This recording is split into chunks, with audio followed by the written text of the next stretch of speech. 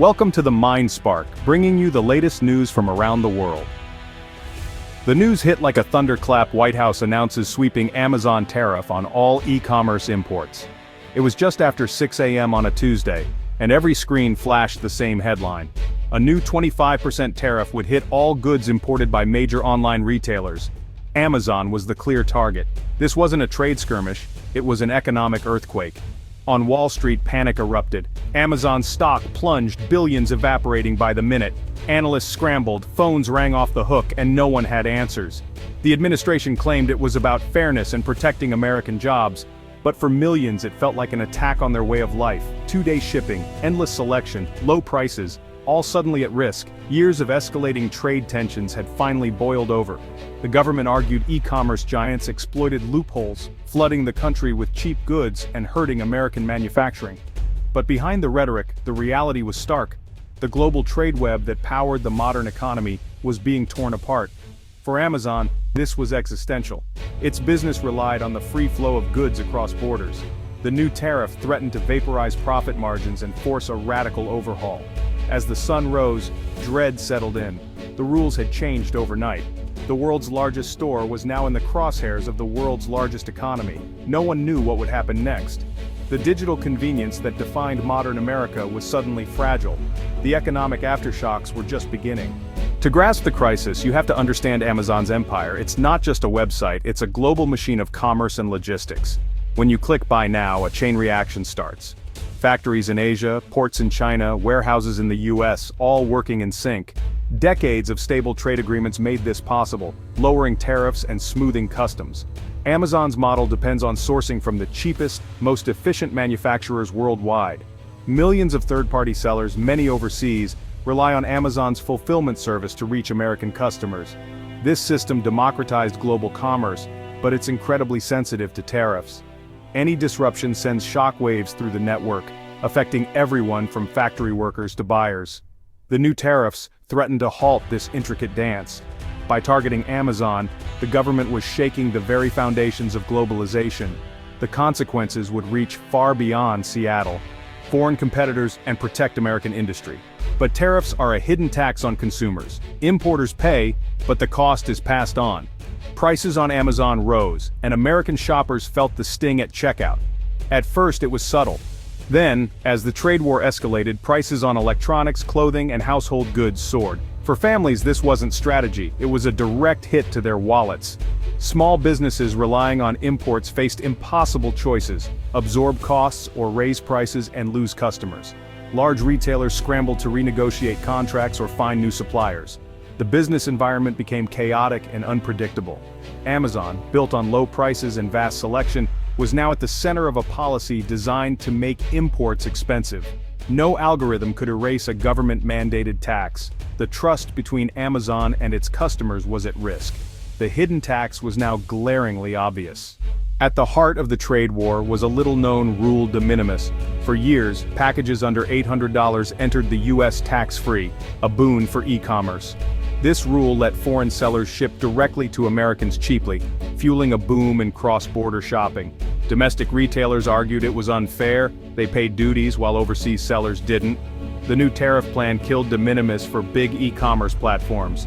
Now, every shipment, no matter how small, faced a 25% tariff. A $20 phone case, now $25, a $100 pair of sneakers, now $125. The administrative nightmare was staggering, millions of small packages, all taxed. For Amazon, this was catastrophic. Third-party sellers, the backbone of its marketplace, suddenly faced unworkable costs. Many would stop selling to the US or raise prices, slashing variety and affordability. The end of de minimis was a cannonball to the hull of global e-commerce. The dominoes began to fall. The variety and low prices customers loved were vanishing. One small rule threatened to topple the entire structure of online retail. Inside Amazon's Seattle headquarters, the mood was grim. Tariffs and the end of de minimis weren't just problems, they were existential threats. The executive team realized lobbying wouldn't work. They needed a radical plan. Enter Project Silver Compass, a top-secret initiative to explore moving Amazon's global headquarters out of the US. The goal? Find a new home in a country that still believed in free trade. By relocating, Amazon could shield its global operations from US tariffs. The US would become just another market, subject to the same rules as any other. The very idea marked a seismic shift, a giant American company preparing to leave its home turf. The unwritten pact between corporate America and the US government was broken. Amazon's leaders believed they were fighting for survival, and for the future of global free trade. The world was about to witness a corporate escape unlike any before. Project Silver Compass narrowed the search to 4 cities: Singapore, Dublin, Toronto, and Dubai. Each offered unique advantages: Singapore's port, Dublin's low taxes, Toronto's proximity to the US, but each had drawbacks: high costs, political risks, or too much US influence. Amazon needed more than just low taxes, it needed a fundamental realignment. That's when Dubai emerged as the dark horse. Dubai offered a 0% corporate tax rate for 50 years, a global logistics hub, and decisive business-friendly leadership. Its port and airport were among the world's busiest. The UAE government could act quickly and decisively. While unconventional, Dubai offered Amazon a chance to insulate itself from Western political pressures. The competition was fierce, though none of the cities knew they were in the running. The stakes: tens of thousands of jobs, global prestige, and the future of e-commerce. The ultimate prize was within reach. In the end, Amazon chose Dubai. The deal was unprecedented: a 50-year guarantee of zero corporate and income taxes, plus a massive e-commerce free zone. Goods could be imported, stored, and re-exported tax-free, a sovereign commercial territory for Amazon. The UAE invested in expanding airport and port capacity, and offered legal protections shielding Amazon from foreign sanctions. The move was logistically staggering, but ruthlessly efficient.